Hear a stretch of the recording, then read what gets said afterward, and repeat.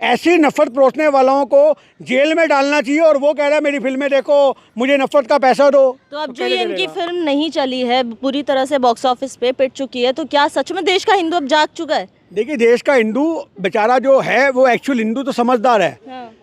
मैं हिंदुओं को दो कैटेगरी में रखता हूँ। मतलब हिंदू समझ गया है। हिंदू है वो दो कैटेगरी का है मेरी नज़र में। एक तो वो हिंदू है जो हमारा भाई है, और एक वो हिंदू है जो आज कसाई बन के बैठा हुआ है, जो अंधभक्त है। वो अपने आप को हिंदू कहता है, वो हिंदू नहीं है। आप याद रखो, वो एजेंडाधारी लोग हैं। एक्चुअल हिंदू जो है। नमस्कार, आप देख रहे हैं द जनता लाइव और मैं हूं खुशबू। हाल ही में एक फिल्म आई है द बंगाल फाइल्स, जिसके जो डायरेक्टर है विवेक अग्निहोत्री, वो सभी से कह रहे हैं कि मेरी फिल्म जाके देखो, हिंदुओं तुम जागो, मेरी फिल्म देखो, मैं अकेला खड़ा हूँ और तुम भी मेरे साथ एक बार खड़े होके देखो। ये क्या बात कहना चाह रहे हैं ऐसा कहकर? उनकी जो फिल्म है द बंगाल फाइल्स, उससे पहले उन्होंने द कश्मीर फाइल्स चलाई, जिसने काफ़ी ज़्यादा मुनाफा कमाया। उसके बाद बंगाल फाइल्स। लोग कह रहे हैं कि ये जो फिल्म है ये एक प्रोपेगेंडा फिल्म है। अब ये प्रोपेगेंडा फिल्म एक बार तो चल गई, लेकिन बार बार इसका नहीं असर पड़ेगा जनता के ऊपर। भारत की जनता थोड़ी समझदार है। तो इसी मुद्दे पर बातचीत के लिए हमारे साथ गिन्नी साहनी जी मौजूद हैं। सर, ये जो प्रोपेगेंडा फिल्म, जो लोग कह रहे हैं कि ये प्रोपेगेंडा वाली फिल्म है, इससे कमाई हो रही है अगले बंदे की, तो इसको आप कैसे देखते हैं? लेकिन नफरत फैलाने के जितने भी हथकंडे हमारे देश में अपनाए जाएंगे, वो जनता खुद दफन कर देगी। आज आप कह रहे हो कश्मीर फाइल भले बनाई, बहुत पैसा कमाया। हम एक ही बात कहते थे, कश्मीरियों को क्या फ़ायदा हुआ? कितने कश्मीरियों को वापसी बसाया? आप कश्मीरियों के दर्दों को उजागर करके उसको एक लोगों के बीच में मनोरंजन के तरीके से परोस करके पैसा तो कमा लोगे, पर आपने उनमें से कितने लोगों का भला किया? क्या कश्मीरियों का भला हुआ? जो बंगालियों का भला करने निकल चले आप।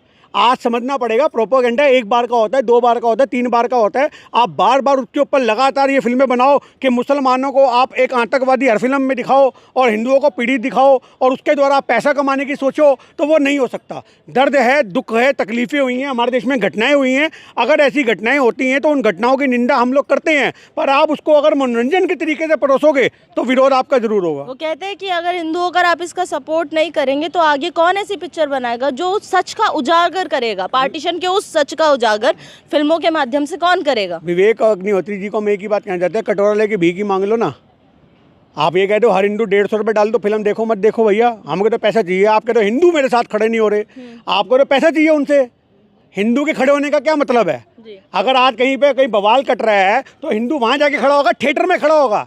थिएटर में खड़े होने से इंसाफ मिल जाएगा? थिएटर में खड़े होने से नफरत परोसती हुई नजर आएगी।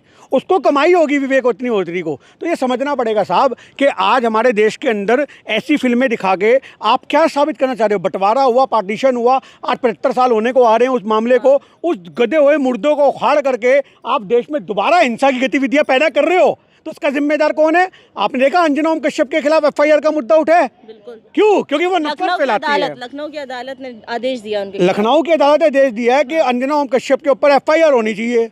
मतलब बंदे ने याचिका अपनी दायर करी है।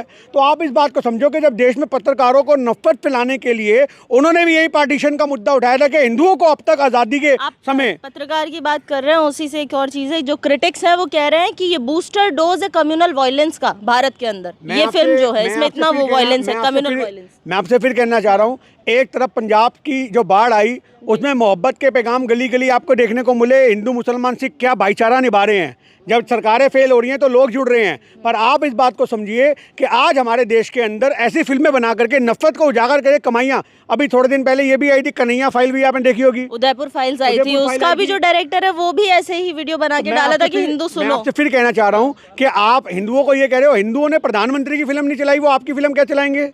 प्रधानमंत्री की फिल्म 2 बार लगी पर्दे पे, दोनों बार फेल हो गई। पहली बार लगी तो लोगों को लगा शायद लोगों को पता नहीं है भैया प्रधानमंत्री की है। दूसरी बार दोबारा लगा दो, मोदी जी आ गई। मोदी जी की फिल्म के चक्कर में विवेक, जो आपका विवेक उभराया था, बेचारे का कैरियर डूब गया, सुहा हो गया वो। आप समझ इस बात को? वो मोदी बनने चला था, वो फिल्म स्टार ही नहीं रह गया। इतना बड़ा नाम था विवेक ओबराय, वो मिट्टी हो गया पूरा का पूरा। तो आज कहीं ना कहीं पनौतियों के ऊपर अगर आप फिल्में बनाओगे तो भैया सबके कैरियर डूबेंगे। आज जो ये कश्मीर फाइल, बंगाल फाइल ये बना रहे हैं ना, एक बार गुजरात फाइल भी बनानी चाहिए। हम तो कहते हैं बनाओ, गुजरात में दंगों की साजिशें दिखाओ। बनाई तो थी, कहाँ बैन कर दी ना, वो कहाँ पब्लिकली रिलीज करी, उसको दिखाओ ना कि गुजरात में क्या षड्यंत्र हुआ था, क्या नहीं हुआ था। वो पूरी सोची समझी साजिशें उजागर करो, आप दिखाओ बिल्किस बानो का बलात्कार कैसे हुआ था। तो आपको समझना पड़ेगा कि हमारे देश के अंदर किसी भी तरीके से ऐसी नफरत जब परोसी जाए तो उसका विरोध होना चाहिए। तो हम कहते हैं चाहे गुजरात फाइल हो, हमने सवाल का जवाब दिया, पर हम नहीं चाहते कि गुजरात फाइल भी सामने आए, हम नहीं चाहते कश्मीर फाइल भी आप सामने कह रहे आए। हैं कि सच नहीं दिखाना चाहिए सच अगर सबको गुजरात पता है। फाइल या फिर आज वो सच को आप मजे लेकर के फिल्मों के अंदर उतार के दिखाओगे ना, तो ये गलत है।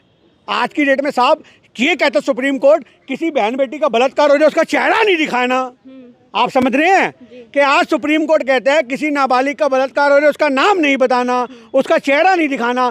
जिस देश में सुप्रीम कोर्ट ये कहता है कि किसी बच्ची का बलात्कार हो तो उसका चेहरा दिखाने वाले पे हम जुर्माना कर देंगे, हर्जाना कर देंगे, सज़ा दे देंगे, और उस देश के अंदर आप फिल्मों में ये चीज़ परोसोगे और नफरत उजागर करोगे, तो फिल्में बैन होनी चाहिए। हम तो कहते हैं सज़ा का प्रावधान होना चाहिए विवेक अग्निहोत्री के ऊपर, इसके ऊपर धाराएं लगनी चाहिए कि देश में नफरत फैला रहा है। ऐसी नफरत परोसने वालों को जेल में डालना चाहिए, और वो कह रहा है मेरी फिल्में देखो, मुझे नफरत का पैसा दो। तो अब जो ये इनकी फिल्म नहीं चली है, पूरी तरह से बॉक्स ऑफिस पे पिट चुकी है, तो क्या सच में देश का हिंदू अब जाग चुका है? देखिए, देश का हिंदू बेचारा जो है वो एक्चुअल हिंदू तो समझदार है। हाँ। मैं हिंदुओं को दो कैटेगरी में रखता हूँ। मतलब हिंदू जो समझ गया है। हिंदू है वो दो कैटेगरी का है मेरी नज़र में। एक तो वो हिंदू है जो हमारा भाई है, और एक वो हिंदू है जो आज कसाई बन के बैठा हुआ है, जो अंधभक्त है। वो अपने आप को हिंदू कहता है, वो हिंदू नहीं है। आप याद रखो, वो एजेंडाधारी लोग हैं।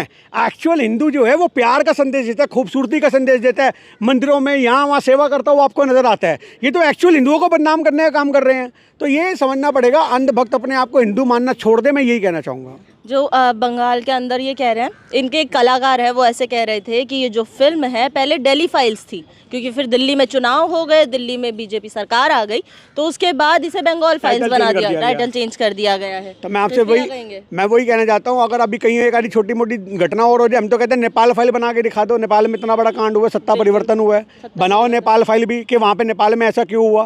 पर ये तो भारत को लेके फिल्म बना रहे हैं। भारत को लेकर नहीं, आप नेपाल को लेकर के बना दो ना। अगर आपको नफरत ही परोस के पैसा कमाना है तो वहाँ परोस लो। नफरत वाले का क्या देश होता है? नफरत वाले का तो ना कोई देश है ना कोई धर्म है, उसको तो पैसा कमाने से मतलब है।